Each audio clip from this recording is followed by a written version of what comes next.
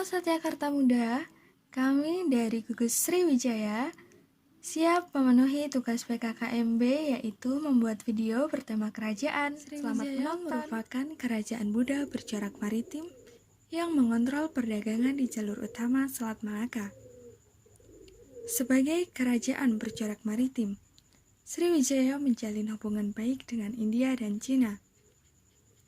Bahkan, Sriwijaya juga dikenal sebagai pusat pembelajar agama Buddha di Nusantara.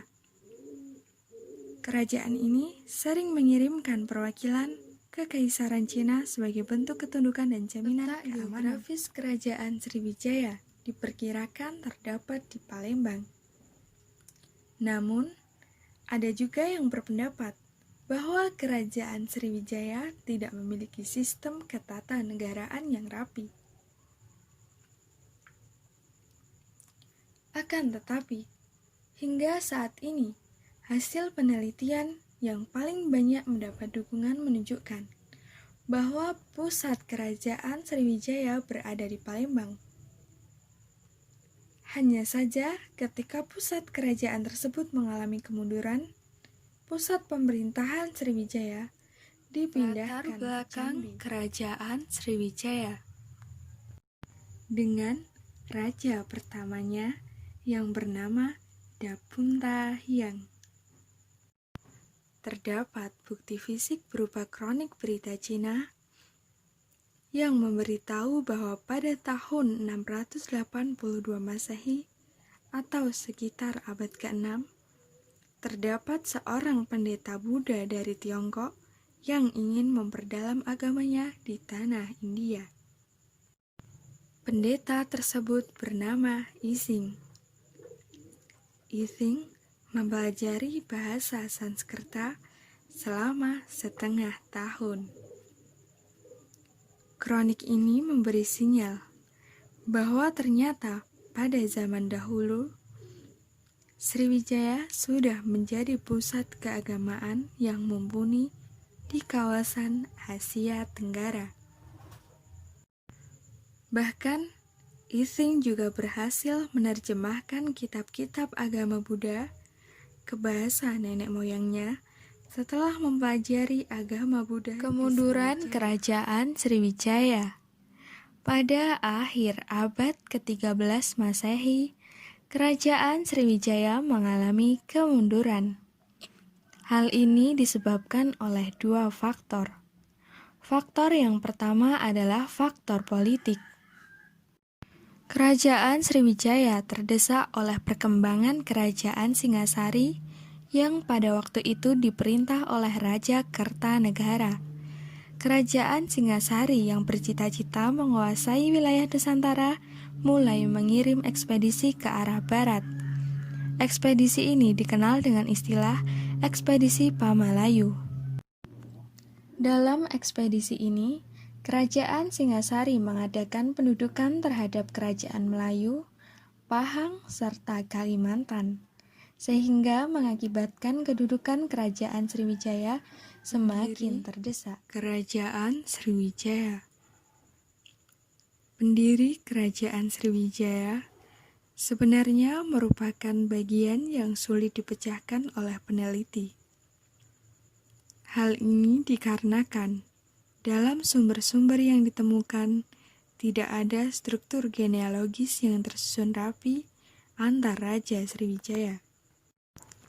Namun, Prasasti Kedukan Bukit menyebutkan nama Dapunta Hyang, dan Prasasti Talang Tua memperjelasnya menjadi Dapunta Hyang Srijayanasa. Raja-raja kerajaan Sriwijaya. Raja Dapunta Hyang. Raja Dapunta Hyang merupakan salah satu Raja Sriwijaya yang bercita-cita ingin menjadikan kerajaan Sriwijaya sebagai kerajaan maritim. Selama kekuasaannya, Raja Dapunta Hyang memiliki pengaruh yang sangat besar. Raja Bala Putradewa. Raja Bala Putradewa menjabat pada abad ke-9 dan mampu membuat Sriwijaya menjadi kerajaan terbesar pada masa itu. Karena kehebatan kepemimpinannya yang mampu menjadikan kerajaan sebagai pusat agama Buddha terbesar di Asia Tenggara. Bahkan, hingga kerajaan Sriwijaya mencapai puncak kejayaan. Kejayaan Kerajaan Sriwijaya. Kerajaan Sriwijaya mencapai zaman keemasan pada masa pemerintahan Raja Bala Putradewa. Raja Bala Putradewa berhasil membawa kerajaan Sriwijaya mencapai puncak kejayaannya. Pada masa pemerintahan Raja Bala Putradewa jugalah Sriwijaya memiliki armada laut yang kuat, sehingga tercipta jalur pelayaran yang aman dan membuat banyak pedagang merasa aman ketika singgah. Peningkatan ekonomi diperoleh dari pembayaran upeti, pajak, maupun keuntungan dari hasil perdagangan. Sehingga pada saat itu, Sriwijaya berkembang menjadi kerajaan yang besar dan makmur. Kemunduran Kerajaan Sriwijaya. Pada akhir abad ke-13 Masehi, Kerajaan Sriwijaya mengalami kemunduran.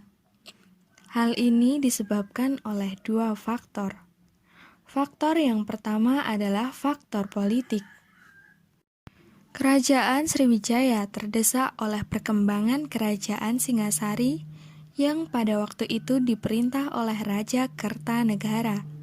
Kerajaan Singasari yang bercita-cita menguasai wilayah Nusantara mulai mengirim ekspedisi ke arah barat. Ekspedisi ini dikenal dengan istilah Ekspedisi Pamalayu. Dalam ekspedisi ini, Kerajaan Singasari mengadakan pendudukan terhadap Kerajaan Melayu, Pahang, serta Kalimantan, sehingga mengakibatkan kedudukan Kerajaan Sriwijaya semakin terdesak. Faktor kemunduran yang kedua adalah faktor ekonomi. Para pedagang yang melakukan aktivitas perdagangan di Kerajaan Sriwijaya semakin berkurang. Hal ini karena daerah-daerah strategis yang pernah dikuasai oleh Kerajaan Sriwijaya telah jatuh ke dalam kekuasaan dari raja-raja sekitarnya. Akibatnya, para pedagang yang melakukan penyeberangan ke Tanah Gentingkra atau yang melakukan kegiatan sampai ke daerah Melayu tidak lagi melewati wilayah kekuasaan Sriwijaya. Keadaan seperti ini tentu mengurangi sumber pendapatan kerajaan.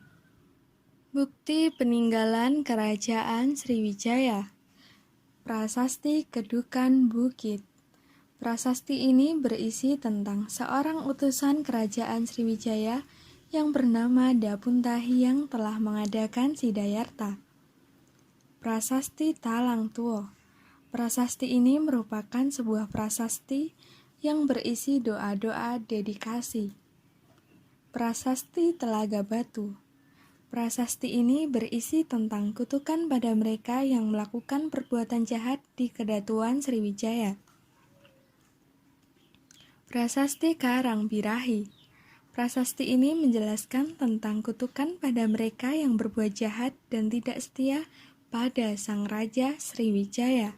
Sekian dari kami dan terima kasih.